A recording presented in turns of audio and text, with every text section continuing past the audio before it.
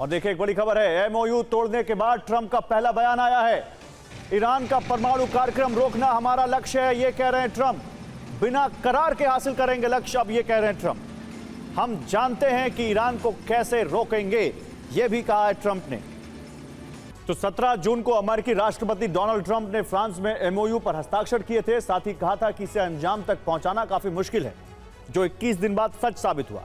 Trump ने युद्ध विराम खत्म करने का ऐलान खुद कर दिया है, जिससे ठीक पहले अमेरिका ने ईरान को दहलाया, हॉर्मुज में उनके द्वीपों और तटीय क्षेत्रों पर एयर स्ट्राइक की। लेकिन यह हमले महज आने वाली तबाही का ट्रेलर माना जा रहा है। आज रात अमेरिका ईरान पर अब तक का सबसे बड़ा हमला कर सकता है, और इस बात का ऐलान खुद अमेरिकी राष्ट्रपति ने किया है। एक्सपर्ट्स मान रहे हैं कि आज रात अमेरिका ने हमला किया तो अरब में अंतिम जंग का फ्रंट खुल जाएगा। डोनाल्ड ट्रंप ने अंकारा से युद्ध विराम का ऐलान किया है। साथ ही ईरानी नेतृत्व को सनकी कहा, सेना को बीमार बताया। ट्रंप ने कहा कि ईरान में शीर्ष पर बैठे लोग हिंसक प्रवृत्ति के हैं। अमेरिकी राष्ट्रपति ने उन्हें झूठा और धोखेबाज भी कहा। और माना जा रहा है कि ईरान अमेरिका के बीच शांति की अंतिम रेखा मिट चुकी है। दरअसल बीती रात अमेरिकी राष्ट्रपति अंकारा में थे, नेटो सम्मेलन में हिस्सा ले रहे थे, तो वही इराक के नजफ में अंतिम यात्रा के लिए खमेनी का ताबूत पहुंचा था। इसी दौरान अमेरिका ने हॉर्मुज के आसपास ईरानी तटों और द्वीपों पर हमला किया, जिससे यह क्षेत्र दहल उठा। अमेरिका ने ईरान के बंदर अब्बास पर हमला किया। बंदर अब्बास में तटों के आसपास मौजूद ड्रोन लॉन्च साइट को तबाह कर दिया गया। साथ ही मिसाइल लॉन्च साइट्स भी अमेरिका के टारगेट पर थी। अमेरिका ने यहां एंटी शिप मिसाइल लॉन्चर्स भी तबाह कर दिए, जिनके जरिए ईरान जहाजों पर हमले कर रहा था। साथ ही बंदर अब्बास के तटों पर खड़ी स्पीड बोट्स को भी नष्ट कर दिया गया। अमेरिका ने सिरिक पर भी हमला किया। यह युद्ध विराम के दौरान अमेरिका का प्राइमरी टारगेट रहा है।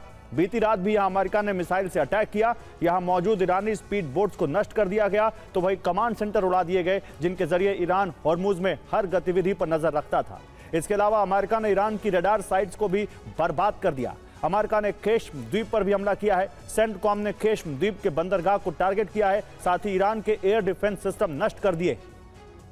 दावा है कि इन एयर डिफेंस सिस्टम्स को हाल ही में यहां तैनात किया गया था। साथ ही केश्म द्वीप पर मौजूद रडार साइट भी उड़ा दी गई। यहां मौजूद कमांड सेंटर भी अमेरिका ने बर्बाद कर दिया। डोनाल्ड ट्रंप ने अंकारा में ही बैठक की, जिसमें युद्ध मंत्री पीट हेग्सेथ, मार्को रूबियो, स्कॉट बेसेंट और joint chief of staff general Dan can शामिल थे, जो नेटो सम्मेलन के लिए अंकारा में ही मौजूद थे। इस बैठक में ट्रंप ने ईरान पर शांति काल के सबसे बड़े हमले का आदेश दिया। अमेरिका ने इसे 10 दिन पहले हुए हमले से 10 गुना बड़ा हमला बताया है। दावा है कि अमेरिका ने महज कुछ घंटे में करीब 80 ठिकानों को तबाह कर दिया। इन हमलों में IRGC की 60 स्पीड बोट भी तबाह हो गई। अमेरिका ने पहली बार हॉर्मुजगान प्रांत के ताहिरोई क्षेत्र पर हमला किया है। इसके तटों पर बमबारी की गई, जो ईरानी नौसेना के लिए बड़ा झटका है। दरअसल यहां ईरान की स्पीड बोट मौजूद रहती हैं, जिन्हें तबाह करना अमेरिका के लिए चुनौती बना हुआ है। यह इलाका ईरानी स्पीड बोट्स के लिए एक प्राकृतिक कवच की तरह काम करता है। यहाँ मैंग्रोव के जंगल और छोटी छोटी खाड़ियां मौजूद हैं, जो इन बोट्स को सुरक्षा देती हैं। ईरान अपनी छोटी नावों को यहाँ छिपा देता है।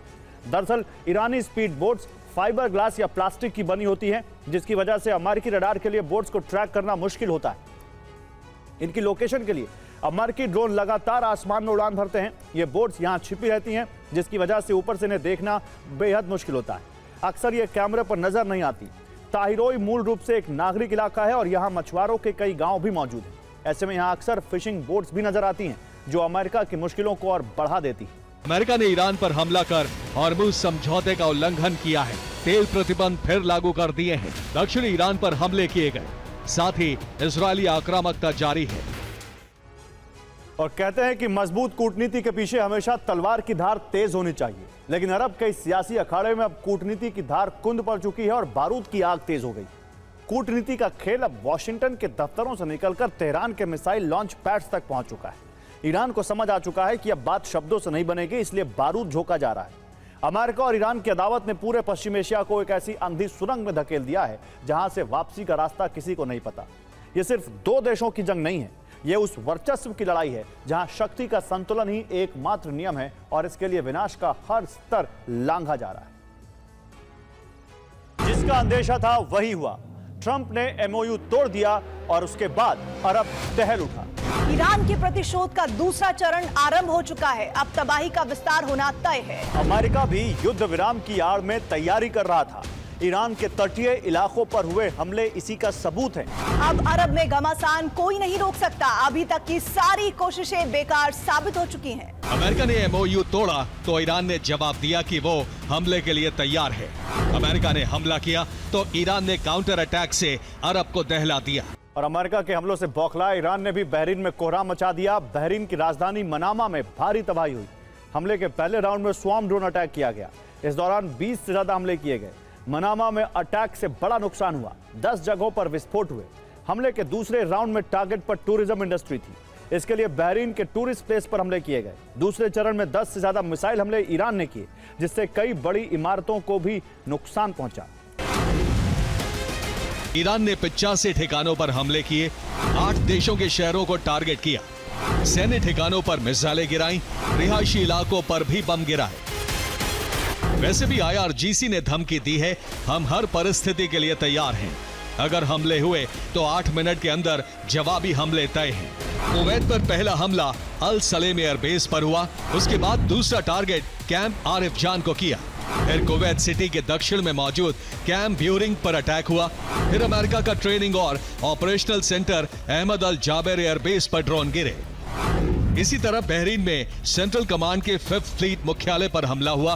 फिर मनामा के पास शेख ईसा एयरबेस पर हमले किए गए, जबकि इससे आगे नौसैनिक सहायता गतिविधि केंद्र NSA पर भी हमला हुआ। इससे आगे जुफैर मुहर्रक एयरफील्ड को भी हमले से नुकसान हुआ। ईरान का ऑपरेशन 008 शुरू हो चुका है। 8 से कम मिनट में वो हमला कर सकता है। 700 किलोमीटर दूर 2.5 मिनट में इराक पर हमला कर सकता है। 780 किलोमीटर दूर कुवैत पर 3 मिनट में फतेह मिसाइल पहुंच सकती है। बहरीन 1000 किलोमीटर दूर पड़ता है, जहां 3.5 मिनट में हमले हो सकते हैं। इसी तरह 1100 किलोमीटर दूर कतर पर सिर्फ 4 मिनट में तबाही मच सकती है। UAE 1200 किलोमीटर दूर पड़ता है, जहां 4.5 मिनट में हमले हो सकते हैं।